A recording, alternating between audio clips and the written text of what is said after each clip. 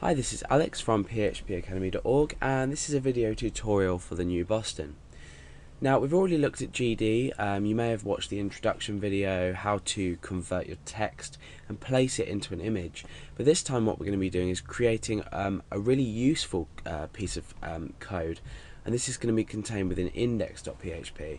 And what this is going to do is it's going to read in an image from our browser URL. So let's just go over to our browser.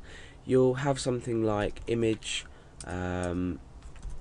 equals, and then in this case we're going to say phone.jpg, because what I have here is a file called phone.jpg, which I want to scale down to a specific thumbnail size. Now you may think, oh, resizing an image might be easy, but what we need to think about is first of all, we need to think about the aspect ratio and maintaining the aspect ratio. And by this, I mean that when we scale it down, we don't want to set a predefined width and a predefined height for our image. Let's say we had a really long but short in height wise image.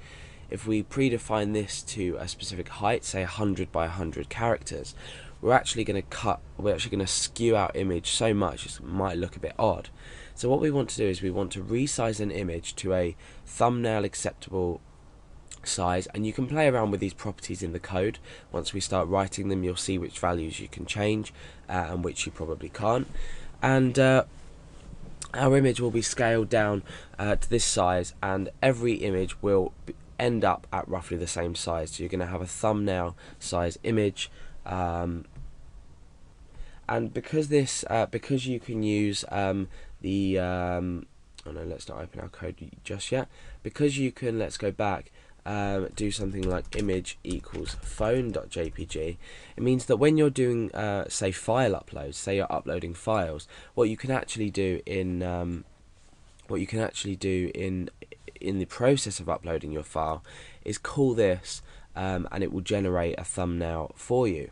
So it's really useful when you're doing file uploads and you want to keep an original copy and you want to keep a thumbnail copy of an image. So what we're not going to be doing in this tutorial is overwriting phone.jpg with a smaller image. We're going to be creating a new file with a scaled down, and we're maintaining the aspect ratio, and that's going to be phone.jpg.thumbnail.jpg, because we're going to use the file name just in case we need to check on things later. So we're going to give it a nice file name as well, not nice looking, but so we know exactly what file we're dealing with, and we know that it's a thumbnail file.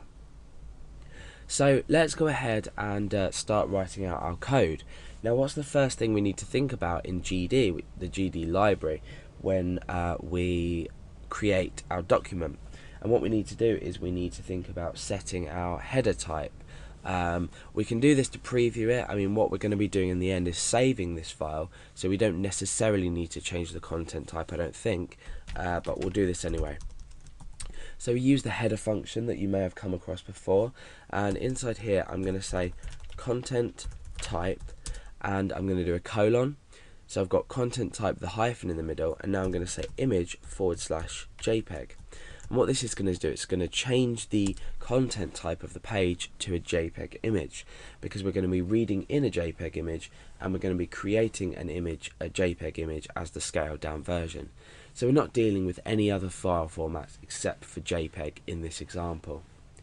Okay, so now what we need to do is we need to check for the input. So we need to check that a user has supplied an argument to our URL. So using this get variable, we need to say if is set $_get image, then complete the rest of our code. So inside here is going to be the rest of our code.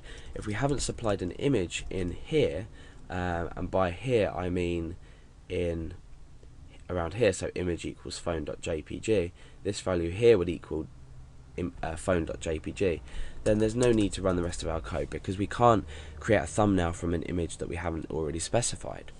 So let's create a new variable called image, and let's set this to the get variable.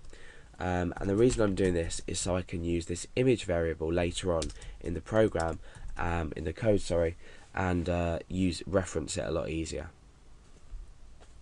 Okay, so there's a few things we need to do now, and that is first of all get the size of the image. And when we use the getImageSize function, we actually create an array of the sizes, the dimensions of the image. So it sounds probably complicated, but let's go ahead and do it, and you can see that it's not at all. So I'm going to create a new variable called ImageSize, and this is going to equal the getImageSize function, so getImageSize. So now what we're already doing is we're creating ImageSize variable, which is here, and this is going to be an array. We're going to be focusing on element 0 and 1 in the array, which is going to be the width and the height. So underneath this we're going to create some more variables with the actual width and height of the image. So we just supply this with an argument image because this is the image that we've already picked up. So let's go ahead and comment out this header part, and I'm going to write the code to get the image width and the height, and then we're going to test that this is working. So I'm going to say image width, and this is going to be equal to image underscore size, then in brackets. So remember, image size is an array, so now we're taking an element of an array, and I want element 0. This is going to return the width of the image. Now we can go ahead and do the height. So image height equals image size, and then we have 1 this time because instead of 0 being width, 1 is height. So let's go ahead and echo both these values out. Let's just append a break onto the end of this line so everything looks okay. So let's come back to our page. So what's going to happen now is we're going to read in phone.jpg as this image variable here, which we've already checked for and then preset. So now what we're doing is we're grabbing the image size from the file that we've specified. So let's go ahead and press enter and see if it works. Okay, so my image is 730 by 410. Let's just take a look at the image itself. We're not going to obviously measure it ourselves, but we can just double check that it's about that. So at the full size scale version, I would say yeah, this is about the dimensions that we've already returned, so 730 by 410.